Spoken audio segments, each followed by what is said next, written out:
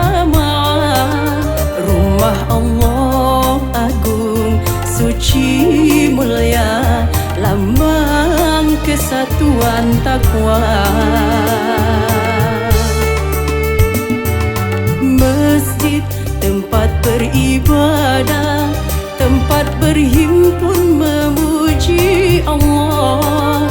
Hanya kepadanya kita menyembah, hanya kepadanya kita meminta.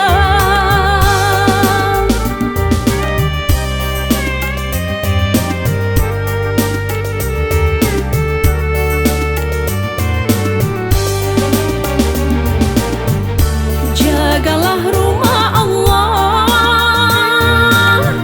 solat, zikir dan berdoa, belajar ilmu agama untuk bekal dunia akhirat. Sesungguhnya solatku, ibadahku, hidup dan matiku hanyalah bagimu Tuhan, Rabb pemilik semesta alam. Tidaklah engkau ciptakan jin dan manusia, melainkan hanyalah untuk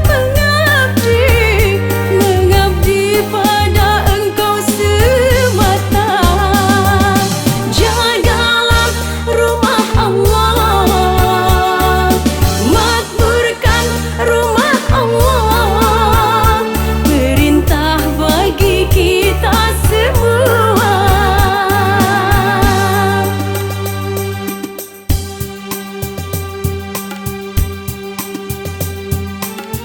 Ya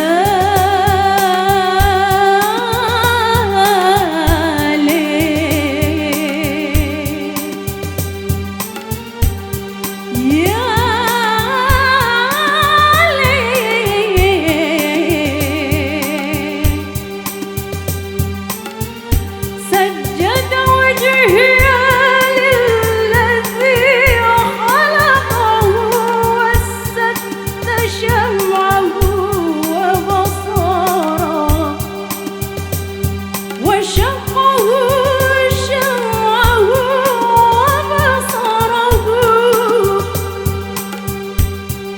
بحوله وقوته فتبارك الله أحسن الخالقين.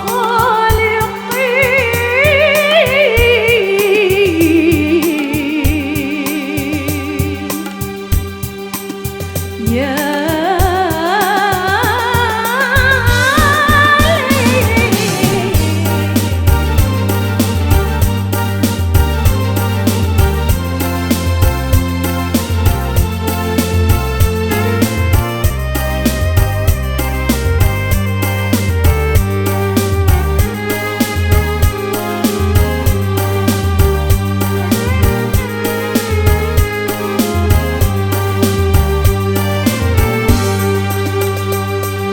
Wahai kawan, handai dan taulan, mari bangkitkan marwahnya Islam.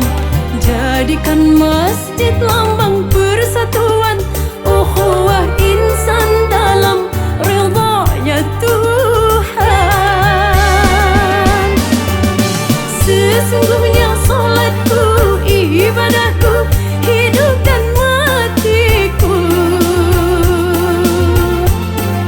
hanyalah bagimu Tuhan, Rabb pemilik semesta alam.